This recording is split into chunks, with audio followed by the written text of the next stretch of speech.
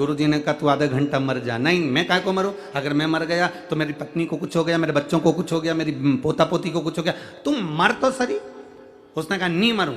सेठ जी से गुरु जी करे 5 मिनट आधे घंटे मर जा, बाकी का मुझे देखना है कि तेरा परिवार कितना मरता है, मुझे देखना ही है।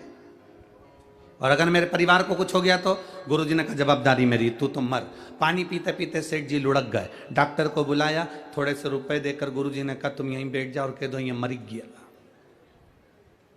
डॉक्टर ने भी कह दिया मर गया। पत्नी धाड़ धाड़ के रोने लगी, खूब रो, नई नई डिजाइन में रोई, खूब रोई।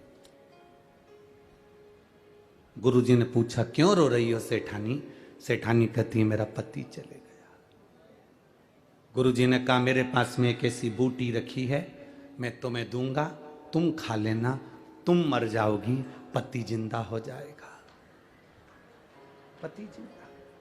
पत्नी रोती रोती बोली इनकी तो उम्र हो गई थी, इनकी तो उम्र हो गई थी। पति जमीन पर पड़ा पड़ा सोचने लगा, भी परसों के दिन कह रही थी तुम कितने हैंडसम लगते,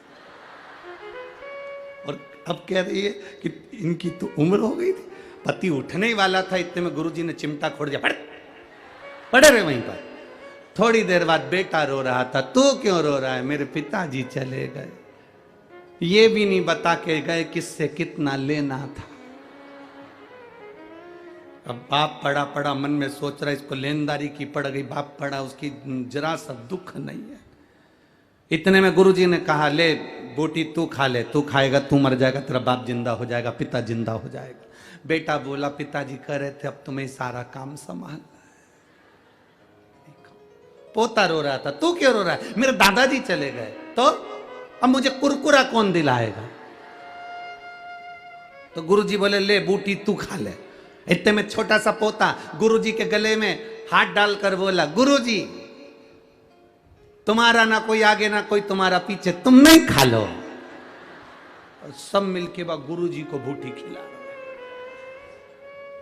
अब गुरुजी ने उसको उठाया, उठ जा उठ जा। ये तू कहता था मैं गया तो सब चले जाएगा, लोगों को लगता है मैं कर रहा हूं। सास कहती है मैं जिंदा हूं जब तक घर चल रहा है, जिस दिन मैं मर गई आटे दाल का भाव मालूम पड़ जाएगा। तो मेरा बूढ़ी बूढ़ी माताओं से निवेदन है आधा घंटा मर के तो देखो। तुम जिंदा हो तो भी और मर जाओगे तो भी। हमारे यहाँ की तो रीति बनी है, मरने के पहले और मरने के बाद का समय निकाल कर देखना। मरे भले तुम कहकर मरे कि मैं मर जाऊंगी, उसके बाद में आटे दाल का भाव मालूम पड़ जाएगा, पर दुनिया के लोग जानते हैं कि मरने के 12वें दिन ही घर में घी का पीपा, तेल के पीपे, मावा, रबड़ी सब बनेगी और सब नुक्ती और सेव, रायता, चने की सब्जी और पूड़ी सब चकाचक खाएंगे और तेरा फोटो टंगकर उस पे कंडे पे धूप देकर अगरबत्ती लगाएंगे। कौन पूछे किसको? कौन पूछे? तेरा तेरा दिन याद करे क्यों रे नर शिव नाम क्यों नहीं जपे।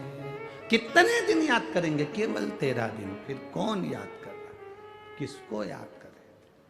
अपने हाथों से दान करते चलना, अपने हाथों से पुण्य करते चलना। जैसे ये लक्ष्मण भाऊ भले संसार सागर से गए हों, पर उन्होंने अपने हाथों से ऐसा पुण्य कर कर गए कि वो जिंदगी का एक आनंद दे गए।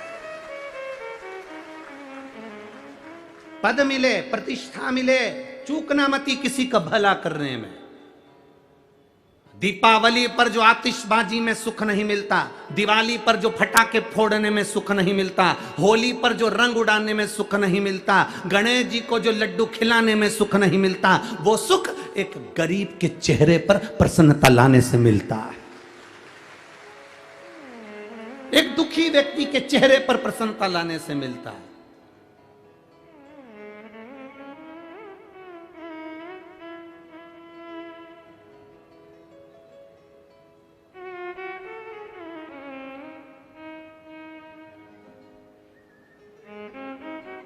बन सके, कोई तुम्हारे पास में आए तो उसकी सहायता अवश्य करो, उसकी सहायता करो, ज्यादा नहीं तो थोड़ी करो, करो। कोई कहे, हम ये नहीं कहेंगे कि चौराहे पर खड़े हुए लोग भिक्षा मांगने वाले जो भिखारी हैं तुम उनको कुछ दो, ना ना। कई लोगों ने तो धंधा बना के रखा है, उससे बचना है। ये भिखारियों का धंधा नहीं चलने देना इस भारत की भूमि पर, हमें उससे बचना है। करना क्या है? अपने नगर में, अपने मोहल्ले में, अपनी कॉलोनी में, अपने परिवार में, अपने क्षेत्र में, अपनी विधानसभा में, अपने कार्य क्षेत्र में उसको ढूंढो जिसको पढ़ने की बहुत तमन्ना है और उसके पास पढ़ाई का पैसा नहीं है। उसको ढूंढो जिसके शरीर में दवाई रोग है पर दवाई का पैसा नहीं है। उसको ढूंढो जिसको बहुत उन्नति करना है पर कोई सीढ़ी लगाने वाला नहीं है। उसके लिए तुम थोड़ा करने का प्रयास करो, आपको उसका एक आनंद जो मिलेगा वो दीपावली पर बम फटाके फोड़ने जैसी खुशियां प्राप्त हो। वो आनंद की